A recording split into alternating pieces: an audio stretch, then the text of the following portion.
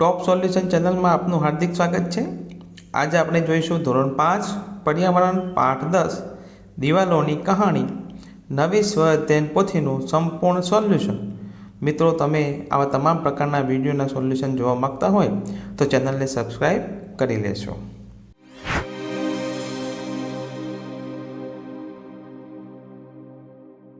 પ્રશ્ન 1, પાઠ્યપુસ્તકના પાના નંબર 90 પર આપેલા નકશાના આધારે નીચેના પ્રશ્નોના જવાબ લખો। મિત્રો, તમારા પાઠ્યપુસ્તકના પાના નંબર 90 ખોલશો અને એના આધારે આ પ્રશ્નોના જવાબ લખવાના છે। પ્રથમ પ્રશ્ન જોઈએ તો મુખ્ય પ્રવેશ દ્વારથી તમે અંદર જાઓ તો નવગણ કૂવો કઈ દિશા તરફ આવેલો છે? તો મુખ્ય પ્રવેશ દ્વારથી અંદર જતા નવગણ કૂવો પૂર્વ દિશા તરફ આવેલો છે। 2, બૌદ્ધ ગુફા અડીકડી વાવથી કઈ તરફ છે? તો પશ્ચિમ દિશામાં છે। 3, તમે જામા મસ્જિદ પાસે છો, તમારે ધક્કાબારી તરફ જવું હોય તો કઈ દિશા તરફ જશો? તો જામા મસ્જિદથી ધક્કાબારી તરફ જવા દક્ષિણ દિશામાં જવું પડે। 4, ખોડિયાર માતાનું મંદિર કિલ્લામાં કઈ દિશા તરફ આવેલું છે? તો ઉત્તર દિશા તરફ છે। 5, કિલ્લામાં કઈ વાવ આવેલી છે? કિલ્લામાં અડીકડીની વાવ આવેલી છે અને લશ્કરી વાવ પણ આવેલી છે। 6, મુખ્ય પ્રવેશ દ્વારથી અડીકડી વાવ જતા રસ્તામાં કયા કયા સ્થળો આવે છે? તો લશ્કરી વાવ, નીલમ માણેક તોપ, જામા મસ્જિદ, બૌદ્ધ ગુફા વગેરે। 7, નવગણ કૂવાની સૌથી નજીક કયા સ્થળો આવેલા છે? તો અનાજનો કોઠાર અને દરગાહ। 8, અનાજના કોઠારની પૂર્વ અને પશ્ચિમ દિશામાં કયા સ્થળો આવેલા છે? તો અનાજના કોઠારની પૂર્વ દિશામાં નવગણ કૂવો અને પશ્ચિમ દિશામાં નીલમ માણેક તોપ આવેલી છે। 9, કિલ્લાના કયા કયા સ્થળોમાં પાણીનો સંગ્રહ થતો હશે? તો કિલ્લાના નવગણ કૂવો, અડીકડી વાવ, લશ્કરી વાવ, પાણીના કુંડ વગેરે જેવા સ્થળોમાં પાણીનો સંગ્રહ થતો હશે। 10, ઉપરકોટના કિલ્લામાં કયા કયા ધર્મસ્થાનો આવેલા છે અને તે ક્યાં છે તે જણાવો? તો હિન્દુ, મુસ્લિમ, બૌદ્ધ વગેરે ધર્મના ધર્મસ્થાનો છે જામા મસ્જિદ, બૌદ્ધ ગુફા અને ખોડિયાર માતાનું મંદિર। પ્રશ્ન 11, નકશા પર 1 સેમી અંતર બરાબર જમીન પરનું અંતર 45 મીટર છે, તેને આધારે કહો માપપટ્ટીનો ઉપયોગ કરવો કે મુખ્ય પ્રવેશ દ્વારથી અનાજનો કોઠાર કેટલા મીટર દૂર છે? તો એ 225 મીટર દૂર છે। નીલમ માણેક તોપ નવગણ કૂવાથી કેટલા મીટર દૂર છે? તો 202.5 મીટર દૂર છે। ખોડિયાર માતા મંદિરથી ધક્કાબારી કેટલા મીટર દૂર છે? તો 540 મીટર દૂર છે। અડીકડી વાવથી આ સ્થળોનું અંતર કે એક પાણીનો કુંડ છે 495 મીટર દૂર છે, 2 લશ્કરી વાવ છે એ 472.5 મીટર દૂર છે, 3 દરગાહ છે એ 360 મીટર દૂર છે। પ્રશ્ન 2, નીચેના પ્રશ્નોના જવાબ લખો। એક, કિલ્લામાં ગઢ કેમ બનાવવામાં આવે છે? તો કિલ્લામાં ગઢ સુરક્ષા માટે બનાવવામાં આવે છે।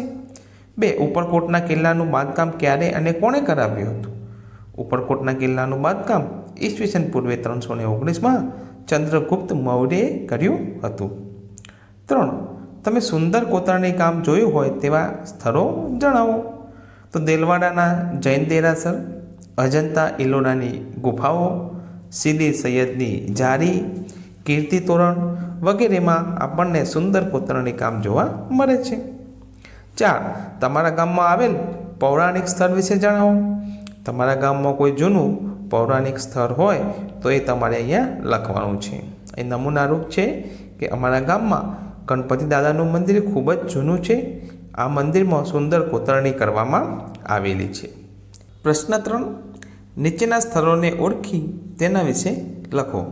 પ્રથમ ચિત્ર છે એ અડીકડી વાવ છે, આ વાવમાં કુલ 166 પગથિયા છે, પૂર્વ પશ્ચિમ 310 ફૂટ લાંબી, ઉત્તર દક્ષિણ 10 ફૂટ અહીં પાણીનો સંગ્રહ થયો હતો।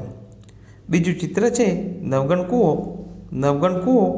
નવગણ રાજાના સમયમાં બનેલો છે, 204 પગથિયા કોતરવામાં આવ્યા છે અને આ કૂવો 171 ફૂટ ઊંડો છે।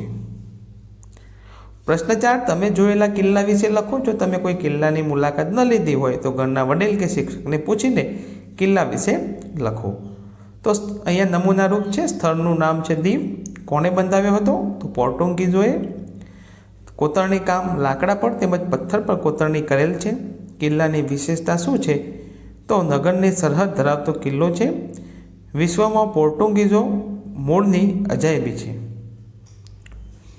5 કિલ્લામાં આવેલા સ્થળો તો સંગ્રહાલય, સેન્ટ થોમસ ચર્ચ, ગિરજાદર, શિવ મંદિર વગેરે આવેલા છે. હવા ઉજાસની વ્યવસ્થા માટે 3 પ્રવેશ દ્વાર અને 5 બારીઓ છે. 7, તમને સૌથી વધારે શું ગમ્યું? તો દરિયા કિનારાવાળો ભાગ સૌથી વધુ ગમ્યો. ત્યાંથી દરિયાની સુંદરતા જોવા મળી. પ્રશ્ન 5, તફાવત લખો. વર્તમાન મકાનનું બાંધકામ.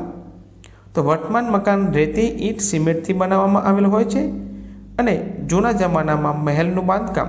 તો જૂના જમાનામાં મહેલનું બાંધકામ ખૂબ જ મજબૂત પાકી ઈંટ, પથ્થરથી બનાવેલ કોતરણી કરેલ હોય છે. વર્તમાન મકાનમાં હવા ઉજાસની સગવડ. તો વર્તમાન મકાનમાં હવા ઉજાસ માટે બારીઓ અને વેન્ટિલેશનની વ્યવસ્થા કરવામાં આવે છે. જ્યારે જૂના જમાનામાં મહેલની હવા ઉજાસની સગવડ માટે જૂના જમાનામાં હવા ઉજાસ માટે ઝરૂખા, મોટા દરવાજા અને બારીઓની સગવડ હતી. પ્રશ્ન 6, તમારા ઘરે તમે સૂર્ય જે દિશામાં ઉગે તે તરફ તમારું મોં રાખી ઊભા રહી માગેલી વિગતો લખો. તમારી ઉત્તર દિશા તરફ શું જોવા મળે છે? તો અમારી ઉત્તર દિશા તરફ હોસ્પિટલ અને બસ સ્ટેશન આવેલું છે. તમારી દક્ષિણ દિશા તરફ શું જોવા મળે છે? તો અમારી દક્ષિણ દિશા તરફ એક મંદિર અને બગીચો જોવા મળે છે. પ્રશ્ન 7, નીચેના પ્રશ્નોના જવાબ લખો. 1, તમારે સંગ્રહાલય બનાવવાનું હોય તો તેમાં કઈ કઈ વસ્તુઓ રાખશો? તો સંગ્રહાલય બનાવવા માટે સિક્કાઓ, જૂની ચલણી નોટો તેમજ જૂના સમયના વાસણો, ઘરેણાઓ રાખીશ. 2, તમારા ઘરે હોય તેવી તથા તમે જોયેલી કાંસાની વસ્તુઓની યાદી લખો.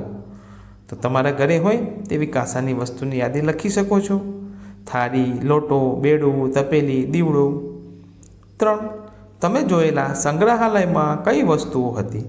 તો મેં જોયેલા સંગ્રહાલયમાં ભાલા, મોટા તારા, બખ્તર, તલવાર વગેરે હતી.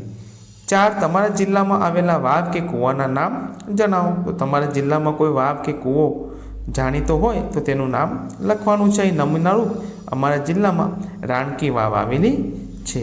તો આ હતું સોલ્યુશન. વિદ્યાર્થી મિત્રો, આવા તમામ સોલ્યુશન માટે ચેનલને સબસ્ક્રાઈબ કરી લેશો, લાઈક કરી લેશો. આભાર, ધન્યવાદ.